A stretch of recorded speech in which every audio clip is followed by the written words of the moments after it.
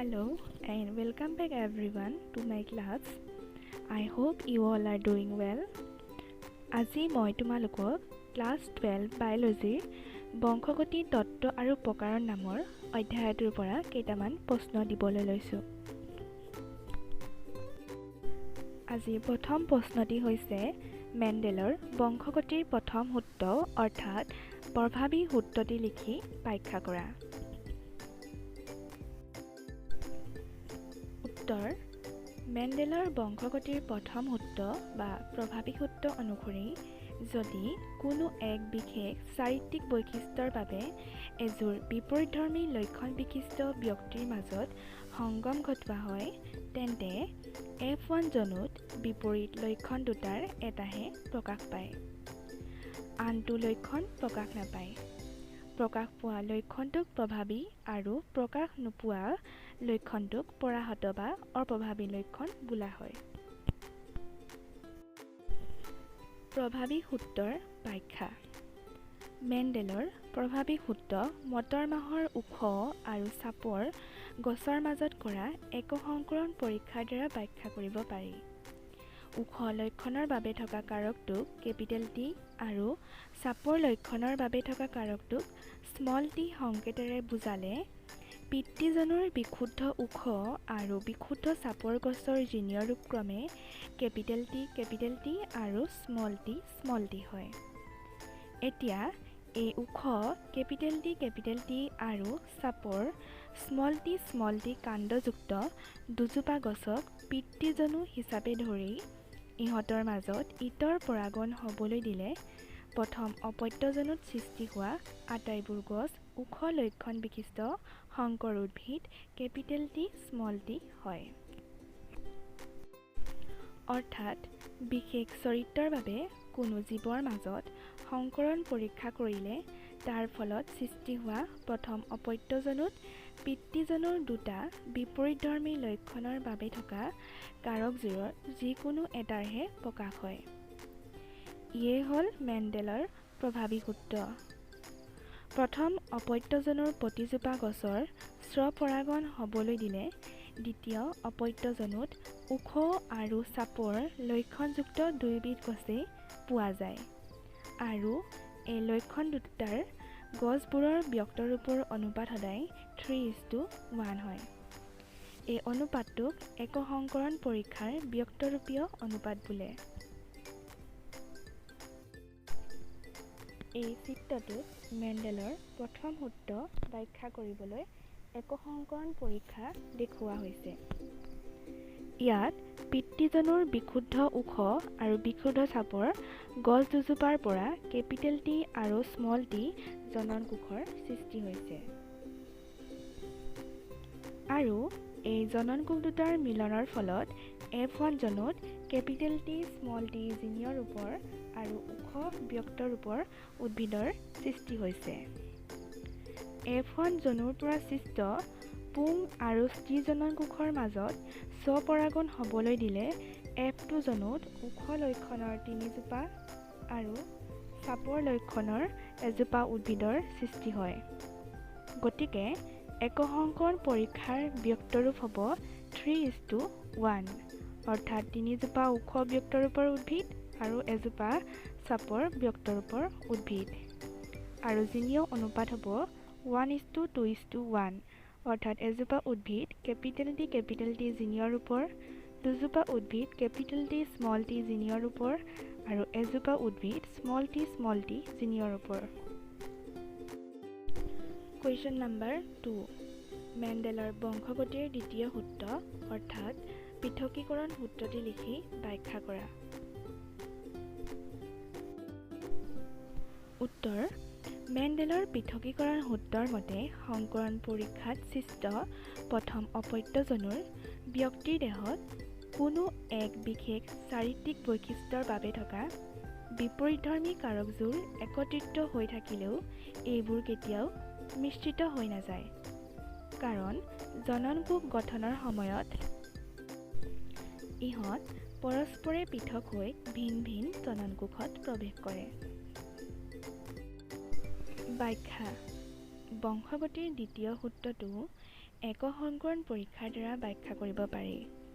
এই সংগমত সৃষ্টি হোৱা প্ৰথম অপত্যজনৰ গছবোৰত কাণ্ডৰ দৈৰ্ঘ্য চৰিত্ৰৰ বাবে দুটা বিপৰীতধৰ্মী লক্ষণৰ কাৰক কেপিটেল টি আৰু স্মল টি একত্ৰিত হৈ থাকিলেও কাৰকযোৰৰ প্ৰত্যেকটোৰে ধৰ্ম অক্ষুণ্ণ থাকে, প্ৰকাশ হওক বা নহওক, অৰ্থাৎ ইহঁত মিশ্ৰিত নহয়, কাৰণ জননকোষ গঠনৰ সময়ত কাৰকযোৰৰ এটাই আনটোৰ পৰা পৃথক হৈ যায়। ফলত F1 গছবোৰৰ জননকোষত মাত্ৰ এক ধৰণৰ কেপিটেল টি বা স্মল টি কাৰকহে থাকে, যিহেতু জননকোষত থকা বিপৰীতধৰ্মী এযোৰ কাৰকৰ মাত্ৰ এটা কাৰকহে থাকে। গতিকে জননকোষবোৰ সদায় বিশুদ্ধ। সেয়েহে মেণ্ডেলৰ পৃথকীকৰণ সূত্ৰটোক জননকোষৰ বিশুদ্ধতাৰ সূত্ৰ বুলিও কোৱা হয়। বিপৰীতধৰ্মী লক্ষণৰ কাৰক বা জিনৰ পৃথকীকৰণ মেণ্ডেলৰ একসংকৰণ পৰীক্ষাৰ দ্বাৰা দেখুওৱা হৈছে।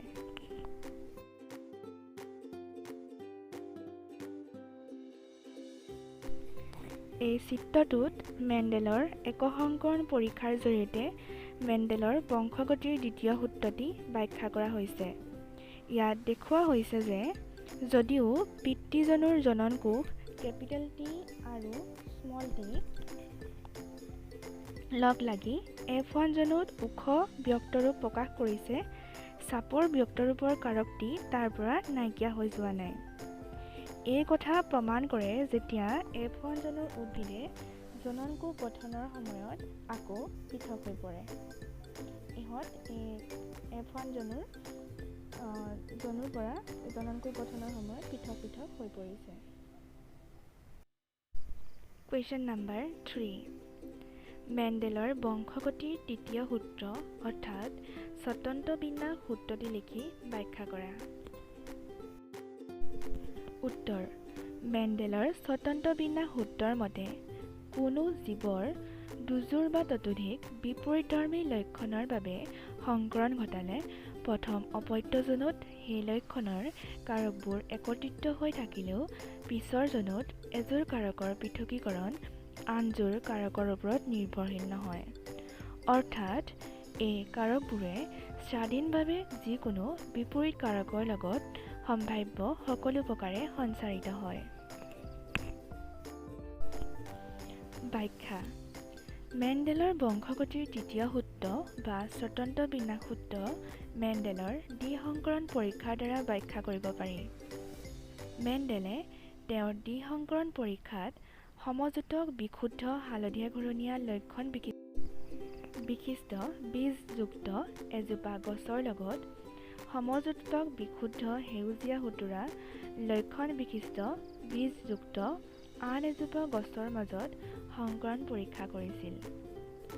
এই পৰীক্ষাৰ ফলত পোৱা প্ৰথম অপত্যজনুৰ আটাইবোৰ গছৰে ব্যক্তৰূপ আছিল হালধীয়া ঘূৰণীয়া লক্ষণ বিশিষ্টৰ, অৰ্থাৎ বীজৰ হালধীয়া বৰণ আৰু ঘূৰণীয়া আকৃতি লক্ষণ দুটাৰ কাৰক প্ৰভাৱী আৰু সেউজীয়া বৰণ আৰু সুতুৰা আকৃতি লক্ষণ দুটাৰ কাৰক পৰাহত। এই দ্বি-সংকৰণ পৰীক্ষাৰ গছবোৰৰ বাবে যদি বীজৰ হালধীয়া বৰণৰ বাবে কাৰক কেপিটেল Y, সেউজীয়া বৰণৰ বাবে কাৰক স্মল y, ঘূৰণীয়া আকৃতিৰ বাবে কাৰক কেপিটেল R আৰু সুতুৰা আকৃতিৰ বাবে কাৰক স্মল r ধৰা হয়, তেনেহ'লে P1 জনুৰ বিশুদ্ধ হালধীয়া ঘূৰণীয়া বীজযুক্ত গছৰ জিনীয় ৰূপ হয় capital Y, capital Y, capital R, capital R আৰু বিশুদ্ধ সেউজীয়া সুতুৰা বীজযুক্ত গছৰ জিনীয় ৰূপ হয় small y, small y, small r, small r। গতিকে F1 অপত্যজনুত সৃষ্টি হোৱা গছবোৰৰ জিনীয় ৰূপ হয় capital Y, small y, capital R, small r, সংকৰ হালধীয়া ঘূৰণীয়া।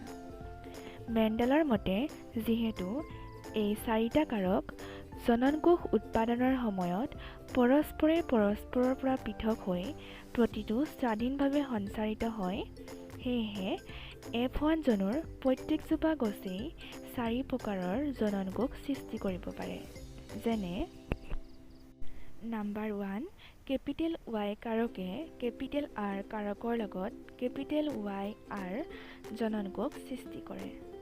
নাম্বাৰ 2 কেপিটেল Y কাৰকে স্মল r কাৰকৰ লগত কেপিটেল Y স্মল r জননকোষ সৃষ্টি কৰে। নাম্বাৰ 3 স্মল y কাৰকে কেপিটেল R কাৰকৰ লগত স্মল y কেপিটেল R জননকোষ সৃষ্টি কৰে। আৰু নাম্বাৰ 4 স্মল y কাৰকে স্মল r কাৰকৰ লগত স্মল y স্মল r জননকোষ সৃষ্টি কৰে। এই দ্বিসংকৰণ পৰীক্ষাৰ পৰা বুজা যায় যে F1 জনুৰ গছবোৰে 4টা লক্ষণৰ কাৰকৰ বাবে 4 প্ৰকাৰৰ জননকোষ যেনে capital Y, capital R, capital Y, small r, small y, capital R আৰু স্মল y, স্মল r সৃষ্টি কৰে। একেধৰণৰ এনে 4বিধ পুংজননকোষ আৰু 4বিধ স্ত্ৰীজননকোষৰ মাজত মুঠ 16 প্ৰকাৰে নিষেচন হ'ব পাৰে আৰু ইয়াৰ ফলত সৃষ্টি হোৱা দ্বিতীয় অপত্যজনৰ গছবোৰৰ ব্যক্ত ৰূপ 9:3:3:1 অনুপাতত প্ৰকাশ পায়।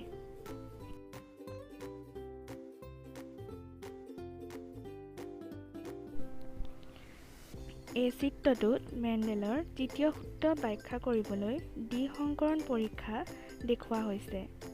ইয়াত P1 জনুৰ বিশুদ্ধ হালধীয়া ঘূৰণীয়া উদ্ভিদক capital Y, capital Y, capital R, capital R জিনীয় ৰূপৰ দ্বাৰা আৰু বিশুদ্ধ সেউজীয়া সুতুৰা উদ্ভিদক small y, small y, small r, small r জিনীয় ৰূপৰ দ্বাৰা বুজোৱা হৈছে। P1 জনুৰ পৰা ক্ৰমে কেপিটেল Y, কেপিটেল R আৰু স্মল y, স্মল r ধৰণৰ জননকোষৰ সৃষ্টি হৈছে আৰু ইহঁতৰ মিলনৰ ফলত F1 জনুত capital Y, small y, capital R, small r ধৰণৰ উদ্ভিদৰ সৃষ্টি হৈছে আৰু ইয়াৰ ব্যক্তৰূপ হৈছে সংকৰ হালধীয়া ঘূৰণীয়া। F1 জনুৰ গছবোৰে সম্ভাৱ্য 4 ধৰণৰ জননকোষ capital Y, capital R, capital Y, small r, small y, capital R, small y, small r সৃষ্টি কৰে আৰু একেধৰণৰ এনে 4বিধ পুং আৰু স্ত্ৰীজননকোষৰ সম্ভাৱ্য 16 প্ৰকাৰে নিষেচন হ'ব পাৰে আৰু F2 জনুত সৃষ্ট গছবোৰৰ ব্যক্তৰূপ অনুপাত হৈ গৈ 9:3:3:1।